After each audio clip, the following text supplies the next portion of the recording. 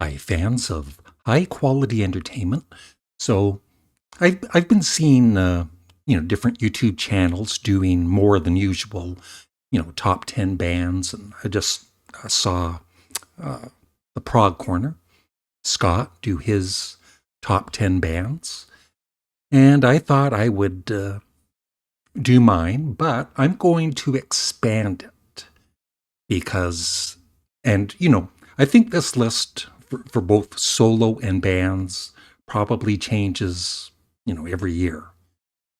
And so what I've done is I've listed my top 10 solo artists and then my top 30 bands of all time. So, but mainly, the bands I love today. And so I did 20 solo artists, but I decided just to cut it to 10. So the solo artists that did not make my top 10, but I still really, respect and love are Paul Simon. And I kind of include Simon and Garfunkel with him.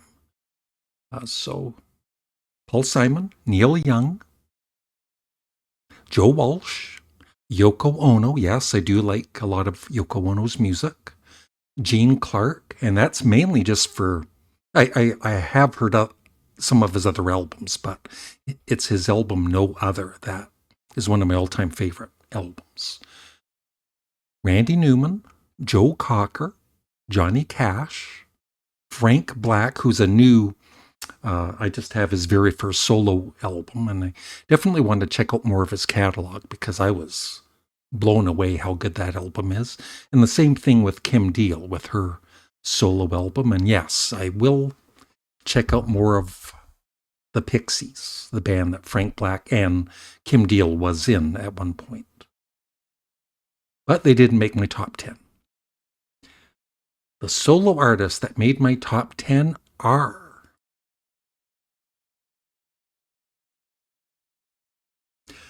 John Lennon is number 10. And of course, he would have been probably much higher if he had, the long career that Paul McCartney had or even George Harrison had, right? But he just didn't have as much material, but he's still number 10 for me. Number 9, number 9, number 9. Elvis Costello. Yeah, I haven't followed his whole career, but I have heard, some of his later albums, and they were good. But it's mainly I keep hitting my microphone. It's annoying. uh, but it's mainly the first maybe dozen or maybe first 10 albums or so that I really love. Up to, I guess, Spike would be the last one that I really liked a lot. But still, a great talent. So he's number 9. Number 8. John Anderson of Yes. I'm a big fan of Yes. I don't have everything in his solo career, but I do have his first 3 albums, which I love. All 3, kind of almost the same, I would say. And I definitely want to get more of his solo career. And I also do have his latest album, True, which is amazing. And of course, his live album with the Band of Geeks that was released last year, which was excellent. Blown away by that. So he's number 8. Number 7.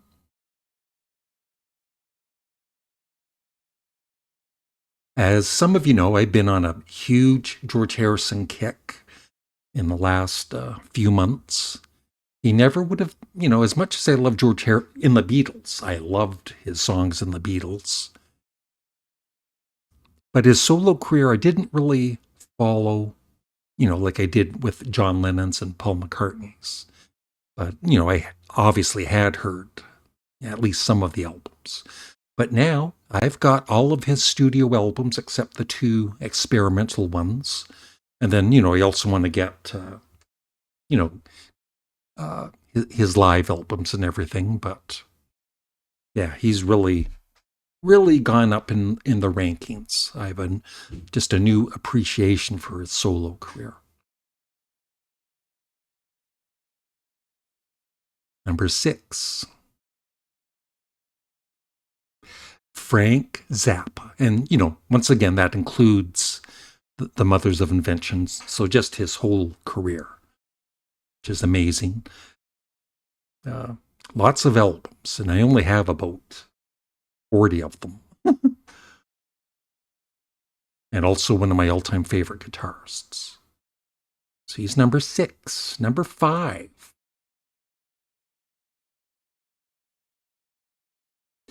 Yeah, I took my time. I took my time doing this list because, this is serious stuff. But, even though Captain Beefheart doesn't have the huge discography that Frank Zappa has, the way I kind of rank them is, okay, who would I want to listen to on a normal day? Captain Beefheart album or a Frank Zappa album? And I think I would want to hear Captain Beefheart first. So he's number 5. Number 4. Oh, and as I've mentioned before, we're doing a discography review of Captain Beefheart's albums on Grant's Rock Warehouse. So please subscribe to that channel. Number 4. Yeah, one of the greats, David Bowie. I always, even the 70s, I always really liked him. But it's just been in the last maybe 10, 15 years that I've became a huge fan of his work and have all of his albums. Number 3. Once again, like George Harrison, Donovan, like if I did this video a year ago, he wouldn't be in my top 100 solo artist. I did like some of his songs in the 60s and, Mellow Yellow and Hurdy-Gurdy Man and all of those songs. But I never really listened to his albums. And in the last few months, I have been listening. And I'm just blown away by how talented he is. His 60s albums are the best, but I even love his work in the 70s and 80s. And so I've got about maybe 15 of his albums and definitely want to get all of them at some point. Number 2.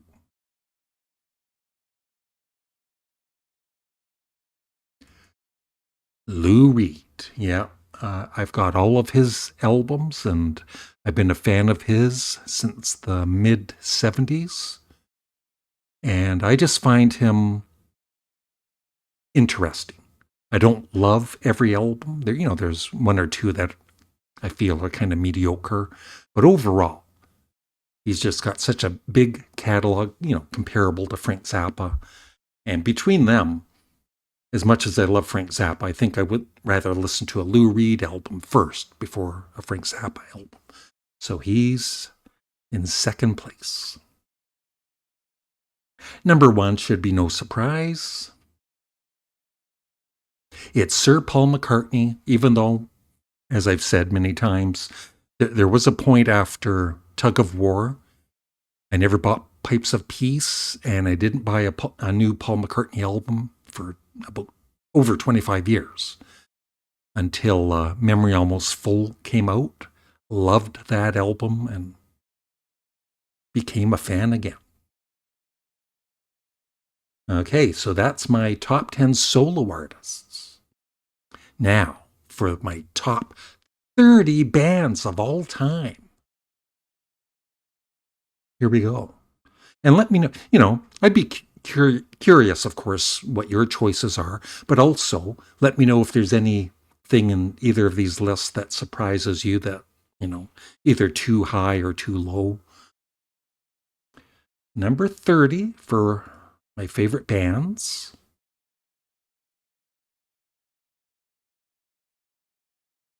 Wire. Yeah, I only have their first 3 albums, and they're punk, industrial punk, pop, rock. and just very original. And like I said, I love their first three albums, and I would like to get more of their albums. Number 29. The sensational Alex Harvey Band with the very underrated guitarist uh, Zal Clemenson, the clown on the right, and of course Alex Harvey, the great singer on the left. Love that. Love the band, and have all of their albums. Number 28. Canned Heat. I'm not, not really one of the biggest blues fans, but for whatever reason, I always loved, when I heard a Canned Heat song. And so I've got I think I'm missing their debut album, but I've got all of their other, all of the albums with Bob Haidt and, the original band. Number 27. Procol Harum. Yeah. Once again, I have most of, well, all of their early albums, and I definitely want to get more of their later albums. The Exotic Fruits album I've never heard, and Procol's Ninth. Those are the two I want to get next. 26. The Doors, man. I have all of their albums, and yeah, just I feel a very consistent catalog. And I even like other voices, after Jim Morrison passed away. Of course, it's not as good as the Doors albums, but I still enjoy it. And I also love American Prayer that they released in the 70s. Number 25. The Kinks. Yeah, love. It's mainly for their albums in the 60s and early 70s. I kind of lost interest in them as the 70s went on, but maybe at some point I'll buy albums like Soap Opera and try them out again. Number 24.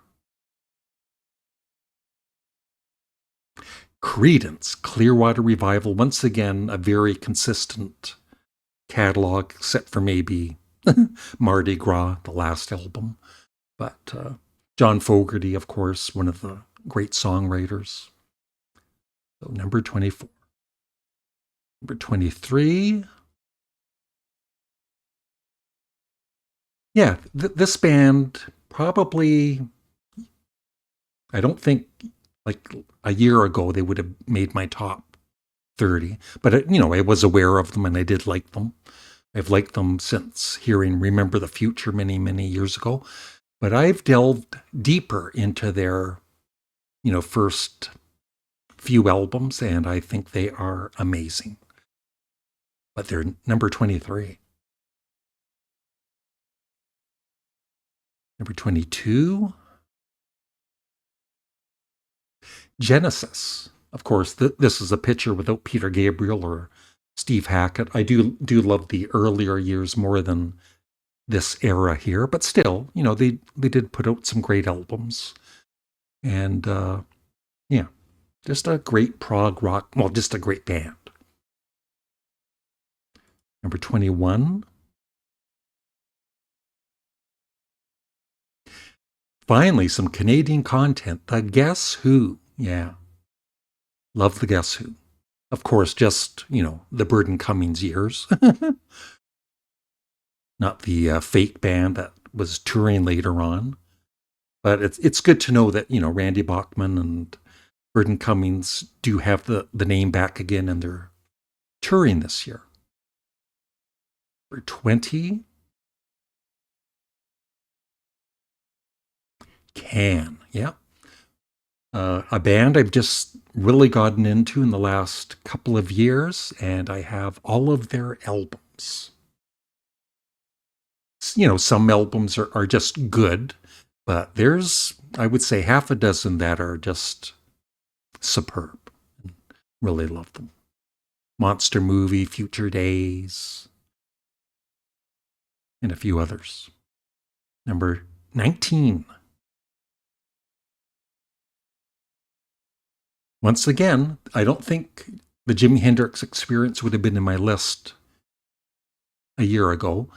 I was only really familiar with the debut album, and the next two albums not as much. But this year I got the deluxe editions of, the second and third albums and was amazed by them. And so they're number 19.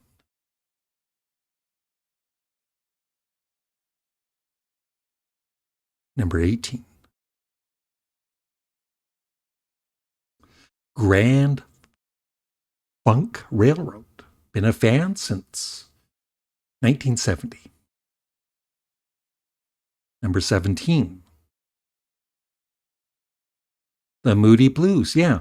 They've really grown in stature for me the last couple of years. I've got all of their, 60s classic albums and early 70s.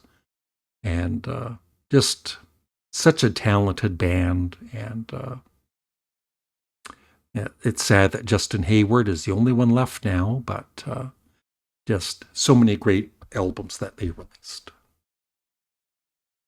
Number 16.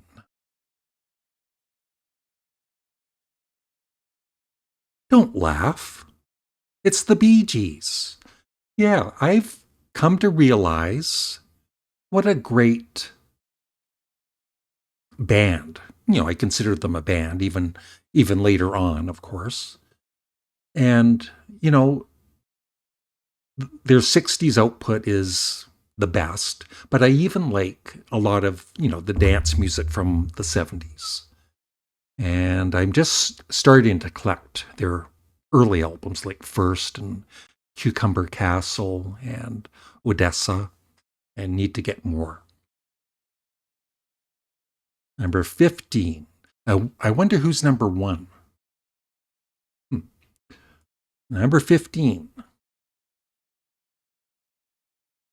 Yeah, it's The Who. Sometimes I'm kind of put off by them and all of the band politics and all that, but you can't deny the great music they made in the 60s and the 70s. So they are number 15. Number 14, The Clash. I love The Clash. Have all of their albums. Number 13. It's the Monkees. Hey, hey. Yeah, I just, of course, I had it like I said recently, somebody commented that Mickey Dolenz isn't a singer and he isn't a drummer. He's an actor. Whatever, dude. He was probably just an okay drummer, of course, but he can drum, and he is a great singer. He's not acting when he's singing. And the whole band is just super talented. And they should be in the Rock and Roll Hall of Fame. Don't get me started. Number 12.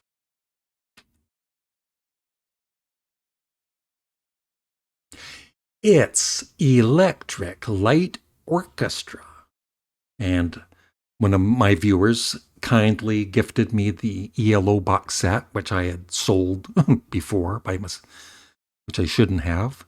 And yeah, I just became a bigger fan of ELO, having that box set again and listening to all of the albums. And Jeff Lynne, of course, is a genius, but the whole band was fantastic.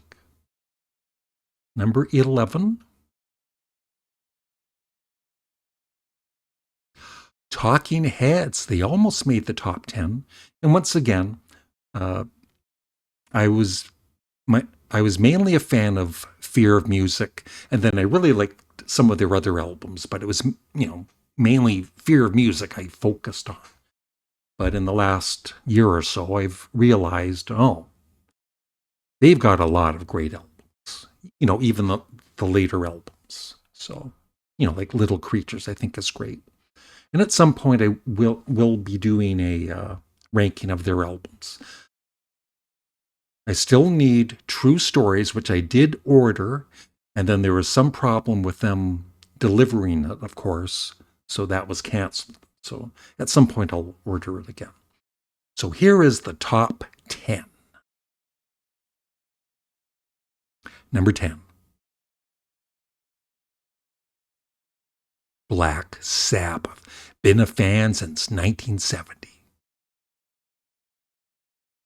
But just, for me, just the Ozzy years. I was such a fan of Ozzy in Black Sabbath. After he left, I was done with them. I'm not saying I'm sure there were lots of great albums after, but Black Sabbath for me is just with Ozzy. Number 9, Blue Oyster Cult. I've been a fan ever since Secret Treaties in 1974. Number 8. Yeah, even though they have a pretty paltry discography with, 5 albums, but I don't consider the 5th album to be a real Velvet Underground's album. But the first, the 4 studio albums are just some of my favorite albums. And it's hard to rank those 4 albums because I think they're all just so amazing. So they're number 8. Number 7. Yeah, had to include the Rolling Stones. I really, just kind of recently with, buying Black and Blue, which is one album of theirs I wasn't that familiar with and loving it. And then having a new respect for, Goat's Head Soup and Emotional Rescue. And of course, all of their great 60s albums and singles and 70s and 80s, even some of the 80s. They're definitely one of the great bands. So they are number 7. Number 6. It's Ween. Yeah, I love Ween. The first album I heard of theirs was Quebec, which I loved right away. And then, like I've said many times, they bought The Pod next, which I hated. But I had to get used to the weirdness of it. And now I've got their whole discography. And thanks to friends like Pow and Nicholas Pearl, maybe not, yeah, I think Nicholas might have sent me a Ween album, but he sent me some Beach Boys albums. But anyway, my viewers are very kind. And of course, Pow also sent me 2 really nice Ween t-shirts. I love Ween. Number 5.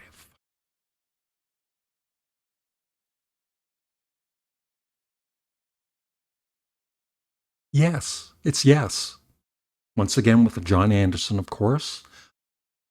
I only really love them with, like now with them touring and making albums. I have no interest. But when John Anderson is in the band, I love the band, of course, and even the band, the album Drama, which didn't feature John Anderson, is excellent, of course. But just such a talented band, and they are number 5. Number 4.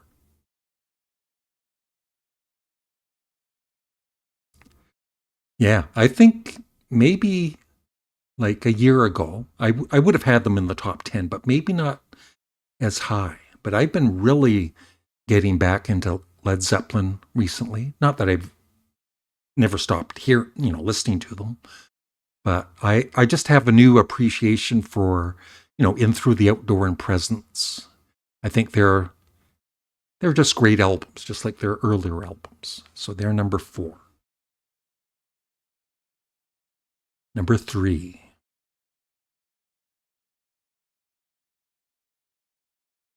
It's the Beach Boys. And I would say 2 years ago, they would not, they might have made my top 30, but near the bottom. But I've just been listening deeper, with albums that I never really knew of, like Sunflower, Surf's Up, Friends, Wild Honey, even Pet Sounds I have a new love for. I know that some people don't get it, or they think they're just a dorky band. That, the name doesn't help. But if you really do a deep dive, there is some amazing music that even a Beach Boys, even someone that doesn't like the Beach Boys, they might have an appreciation for. And I have all of their albums except for 15 Big Ones, which I ordered, and the part one of that Nashville album, whatever it was called. I'll take my time buying that one.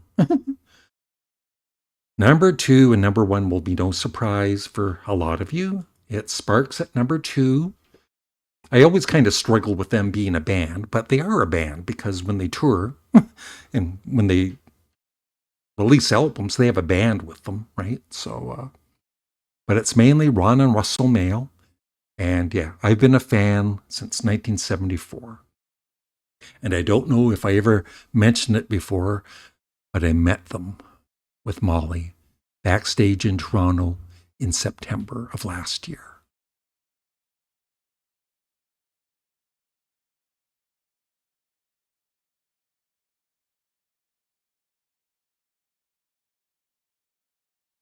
Number 1 is the Beatles, and always will be. And that's it. Thank you for watching. I would love your thoughts in the comment section below. Let me know what surprised you in my list, and let me know, make your own list. I'm always curious what your favorite bands are and solo artists. And that is it. Thanks again for watching. Have a great day. Goodbye.